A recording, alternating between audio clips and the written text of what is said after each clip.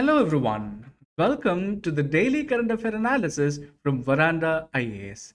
Today we are going to see some of the important current affair topics from the day of 23rd of June 2023. Moving on to the topics of the day, so as usual we'll be discussing some of the important previous year questions from 2023 prelims, and after the thorough discussion of these questions we'll be moving on to the topic that is PM Kisan Mobile App has been launched with Face Authentication Feature for e-KYC, which can be mapped to GS2 government schemes and initiatives. And the next topic will be Gujarat Institute scientists have developed biodegradable paper super capacitor from seaweed, which can be mapped to GS3 science and technology because the scientific carries with very good weightage in the prelims. Then the next topic is about the Global Livability Index 2023, and the news heading goes like Austria's capital Vienna is the most livable city in the world, which can be mapped to GS1 social issues, GS2 international organizations as well. So without wasting much time, let us proceed towards the first topic, that is previous year question analysis, in which we'll be taking some questions from 2023 prelims and we'll be discussing that. Moving on to the question. Who among the following rulers of the medieval Gujarat surrendered due to the Portuguese? Okay, it is Portuguese. So you should clearly understand that it is a question taken from medieval history. Let us see the options. Option A, Ahmad Shah. Option B, Mahmud Begara. Option C, Bahadur Shah. Option D, Muhammad Shah. So here, those who have already studied medieval Indian history, definitely you will know the answer, that it is Bahadur Shah. So you should clearly understand that it is in the Treaty of Bazaine, which was penned by Bahadur Shah and the Portuguese in 1534. By doing so, what happened? He abdicated the control over Diu as well as other areas of his empire, including that of Vasai and the islands that make up the modern day Mumbai.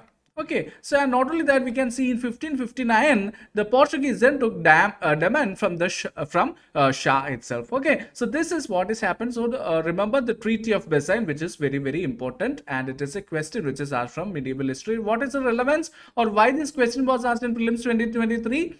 So you should understand that there was a bill which was passed in 2019. So there was news which was like in current affairs over the last year, that is about merger of Union Territories Bill 2019, and this bill provides for the merger of the Union Territories of Dadra and Nagar Haveli, Daman and Diu into a single Union Territory. Not only that, this question carries an important because it has a relevance to assess the fundamental knowledge in the medieval history of all the UPSC aspirants. Okay, so students definitely remember it is the Treaty of Bazaine, which was penned by the Bahadur Shah and the Portuguese in 1534, which surrendered due to the Portuguese. Moving on to the next question. By which one of the following acts was the Governor General of Bengal designated as the Governor General of India? Which is a question from modern Indian history, which is a very common question.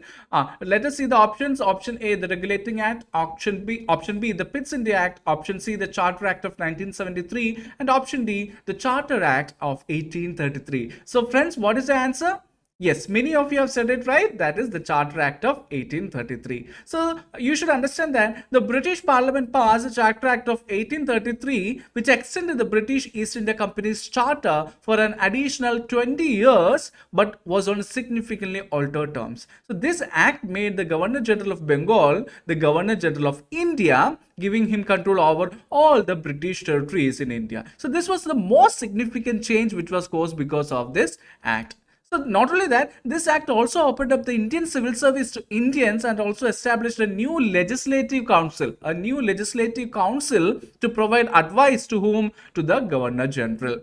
And a significant turning point in the history of the British India was the Charter Act of 1833. It paved the way for the establishment of direct British rule and signaled the beginning of the end of British East India Company's rule in India. So we cannot say that it was the end of British rule, but it was the beginning of the end of British rule or British East India Company's rule in India. And after that, we can see that by 1858 Act, like after the revolt of 1857, we can see that the Queen is directly taking the control over the administration of India.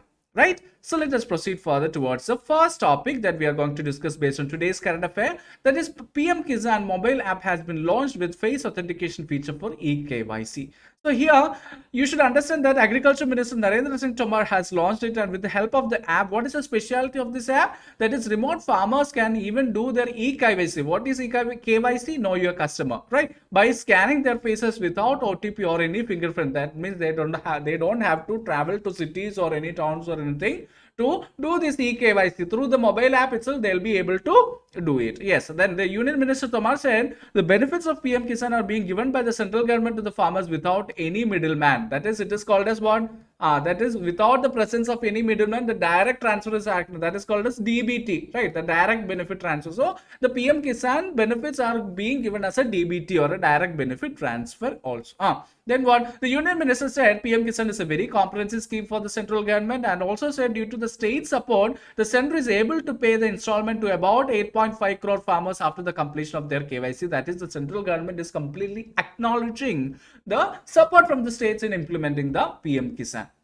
So many of you might be wondering what is the PM Kisan scheme as such, because those who are following us for the last many weeks will definitely know that we have already done a very detailed analysis about the PM Kisan in a mains perspective. So for like if any of our friends want to have a like another detailed video once again with respect to PM Kisan, please make a note in the comments so that we will be coming up with those particular portions also. So so those who are new, I am saying that PM Kisan is one of the world's largest direct benefit transfer schemes, and under this scheme farmers get what 6,000 rupees directly transferred to the Aadhaar linked bank accounts in 3 installments in a year. That is 2,000 rupees will be they'll be getting in the first 4 months. After that again 2,000 rupees and again 2,000 rupees. That means in 3 installments they'll be getting 6,000 rupees. Not only that, 2,42,000 crore rupees have been transferred to the accounts of over 11 crore farmers till date. Okay, so this was about the PM Kisan, and now the Digital India has again come up with his own innovation and the technology, and the eKYC is made much more accessible to the farmers, and the digital inclusion is happening even for this scheme through the mobile application once the central government launched its app. Okay, moving on to the next topic. Gujarat Institute scientists have developed biodegradable paper supercapacitor from seaweed. So the thinnest, lightweight and biodegradable paper-based supercapacitor was developed by scientists at Gujarat Energy Research and Management Institute, called as GERMI. So what is a supercapacitor? Yes, it is an electrochemical charge storage device. So you should know, we know that capacitor itself is a charge storage device. So supercapacitor is an electrochemical charge storage device. Super. Right, so this term super itself means it will be fast charging. So it will be fast charging. Not only that, capacitor does what? It will charge, it will store, and it will also discharge. So we can say that it has fast charging, fast discharging cycles, high power density, and also long cycle life. So this supercapacitor, it has been developed from seaweed. What is seaweed? That is microalgae, which is present in the marine ecosystem. That is called as seaweed. So which can fully charge a device within 10 seconds. So the new innovation, that is a supercapacitor which was made from the seaweed, it can fully charge a device within 10 seconds. So this device is characterized by high tensile strength and also performance, as well as very cost effective. So this product has a huge commercial potential. Definitely yes, that means it is enabling what? Fast charging, fast storage, fast discharging. Then because of which we can use it for electronics, memory backup system, airbag, heavy machine, electric vehicles, etc. So not only that, the cellulose nanofibers were extracted by the scientists from the seaweed and also reduced into graphene oxide and also zinc oxide. And the researchers published their findings in the peer-reviewed journal BioNanoscience, that is Springer Publications, and successfully patented them also. Okay, so these are some of the factual things, but definitely understand with respect to science and technology, which comes in GS3, these kind of topics or micro news is which is very, very important with respect to our prelims point of view. Okay, so please keep a note of it. Moving on to the next topic. It's about the Global Livability Index 2023, and which is the most livable city in the world? Yes, Austria. So many of you might be now thinking that, oh, we should definitely go to Austria. Yes, like those who are getting that opportunity, please do make a note of it to visit that Austria, or to visit the country of Vienna. So according to the Global Livability Index of 2023, Vienna has been named the world's most livable city for the year 2023. So who is releasing the Global Livability Index 2023, or this index is released by the Economist Intelligence Unit, EIU is releasing that. Okay, so what is the ranking? It has ranked 173 cities around the world on different factors, including what are the factors that they are using for ranking or indexing? Healthcare, education, stability, infrastructure, infrastructure as well as that of the environment. And in this ranking, Denmark's Copenhagen is in the second place, while Australia's Melbourne, Sydney are in the third place and also in the fourth position. What about Indian cities? India's 5 cities, which includes Bengaluru, Ahmedabad, Chennai, New Delhi, and Mumbai, are also on the list of most livable cities in this out of 173 cities. So New Delhi and Mumbai secured 141st position. Chennai, Ahmedabad, and Bengaluru are ranked 144th, 147th, and 148th respectively. And the average index scores across 172 cities eliminating Kyiv in Ukraine and has now reached 76.2 out of 100. It is the highest in the last 15 years. That is the average index score also. UK's capital London and Sweden's capital Stockholm, they have reached the 46th and 43rd positions respectively. And as per the report, the healthcare scores have improved the most in almost all the cities around the world. Canada has the highest number of livable cities in the top 10, and these cities are Calgary, the Vancouver, which is coming in the 5th, and the Toronto in the 9th. And Damascus is the least livable city in the world. Kyiv is also in the bottom 10. Mostly because of what? Because of the, yes, Russian-Ukraine war also. Okay.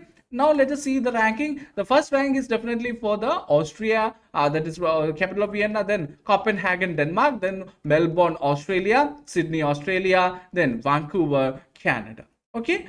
Yes, so this is the ranking scheme also. Moving on to the question of the day.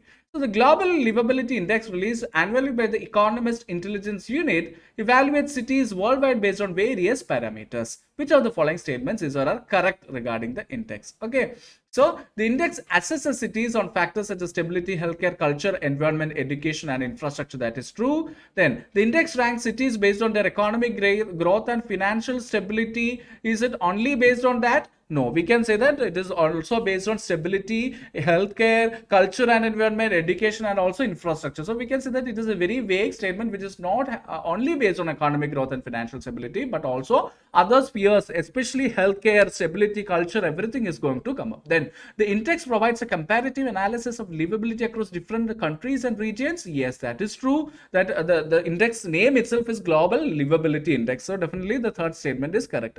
What is the fourth statement? The index primarily focuses on developing countries and excludes the developing nations from its evaluation. So that is a kind of an extreme statement, and we cannot say that it is excluding developed nations. No, even the cities from almost all the developing countries are also coming there, right? So we can say that fourth statement is also wrong. So we are being asked to select the correct statements among them. Which are the correct statements? 1 and 3. So the first and the third statements are the correct statements. Okay, so we hope the daily current affair analysis was really useful for you. So please do comment in your feedbacks and also suggestions. So unless and until we meet next time, this is Prince J signing off.